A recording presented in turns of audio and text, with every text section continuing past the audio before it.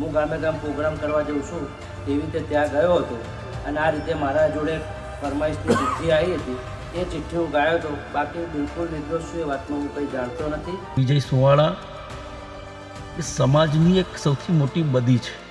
માતાની સાક્ષી સોગંદ થઈને કહું છું કે બિલકુલ નિર્દોષ છું. હું કોઈ જાણી જોઈને આ વસ્તુ ગાયો નથી. તો આને નાતબાર મૂકવો જોઈએ અને આગળ આવવું જોઈએ.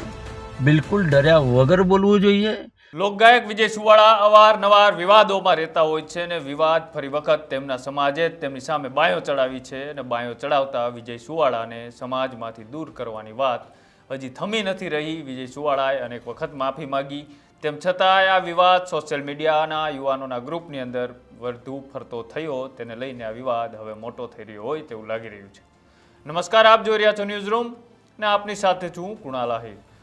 થોડા દિવસ પહેલાં એટલે કે પાટણના આસપાસના વિસ્તારોની અંદર વિજય સુવાળા દ્વારા એક કાર્યક્રમની અંદર પોતાનું સ્ટેજ પરફોર્મન્સ કરી રહ્યા હતા અને સ્ટેજની અંદર ગીત ગાતા ગાતા ફરી વખત ગાંધીનગર તરફ પહોંચે છે ત્યાં સુધીમાં તેમની ઉપર હુમલો થયો હોય તેવું તેમના દ્વારા કહેવામાં આવ્યું.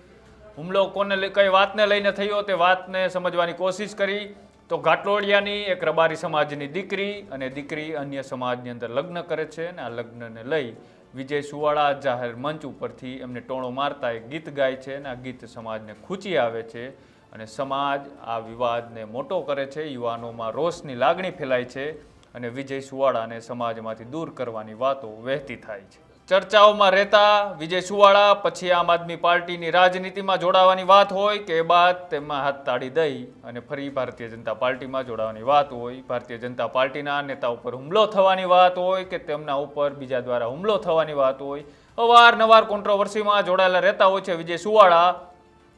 પણ તેમનો જ સમાજ એટલે કે રબારી સમાજ હવે તેમની સામે પડ્યો છે. એકવાર તો તેમને માફી માગી લીધી. માફી માગતા વિજય સુવાળાએ શું કહ્યું તે પણ એકવાર સાંભળો. જય વિહતમાં મિત્રો, ઘણા દિવસથી સોશિયલ મીડિયામાં એક ચર્ચા ચાલી રહી છે જે બાબતને આજે ચોખવટપૂર્ણ હું ગુજરાતની જાહેર જનતા નાત વિહોતર રબારી સમાજને એક ચોખવટ કરવા માગું છું કે 4 દિવસ પહેલાં મારો કાર્યક્રમ રામપુરા બંકોળા હતો.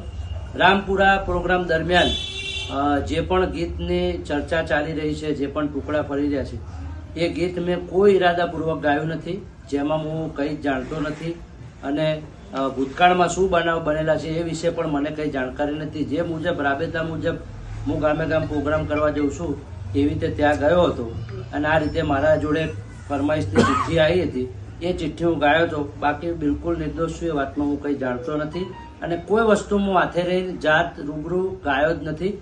જે મારા 4 ગામ અહીંયા હાજર છે, મારા ગામના શેમાળા હાજર છે, મારો 150 ઘરનો ચેહરનગરનો નેહડો હાજર છે.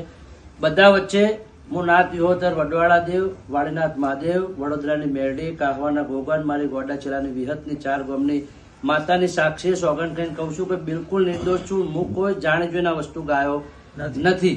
તે છતાંય નાત વિહોતર મારો માને બાપ છે, મારે સમાજમાં જીવવાનું છે, સમાજમાં મરવાનું છે. તો મારા સમાજના 4 દિવસમાં કઈ બી લાગણીને ઠેસ પહોંચી હોય તો મારે સમાજની માફી માંગવા માટે હું 1000 વખત તૈયાર છું. મારા રબારી સમાજની 2 હાથ જોડીને માફી માંગુ છું. જય વિહતમાં. જે રીતના તેમણે વાત કરી કે મેં જે વાત કરી એવી કોઈ વાત નહોતી અને મને જે ફરમાઈશ આપવામાં આવી તેના દ્વારા મેં ગીત ગાયું હતું, પણ આ શબ્દો તેને કોઈ વસ્તુને લાગે વળગે તેવા ન હતા. તે બાદ હજી વિવાદ થમવાનું નામ નથી લઈ રહ્યો અને રબારી સમાજના યુવાનોના અલગ અલગ ગ્રુપની અંદર તેમને સમાજમાંથી દૂર કરવાના મેસેજો હજી પણ ફરતા રહ્યા છે.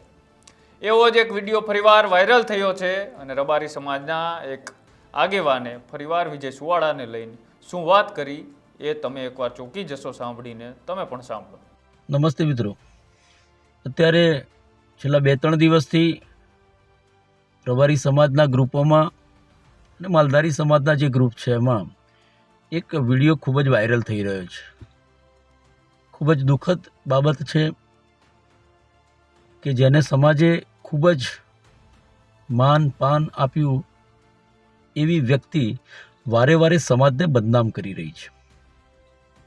એક મંચ ઉપરથી કોઈને ઠેસ પહોંચે એવું કૃત્ય, કોઈની લાગણી દુભાય એવું કૃત્ય કરવાવાળી વ્યક્તિ, એને સમજાવવા માટે સમાજના 2 કે 3 દીકરાઓ જ્યારે સમજાવવા માટે એને ગયા કે આવું ન કરવું જોઈએ, તો એના ઉપર ખંડણી અને અમારા કાર્યક્રમો ન લીધા એવી વાત કરી સમાજના દીકરાઓને પણ બદનામ કરવાનું આ કૃત્ય કરવાવાળો આ વિજય સુવાળા એ સમાજની એક સૌથી મોટી બદી છે.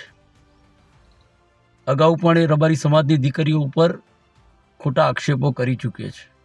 સમાજના નેતાઓને જે આગેવાનો છે સમાજના અગ્રણીઓને મારી બે હાથ જોડીને વિનંતી છે અને સુવાળા ગામના વડીલોને પણ મારી વિનંતી છે કે આવું છાસવારે બની રહ્યું છે.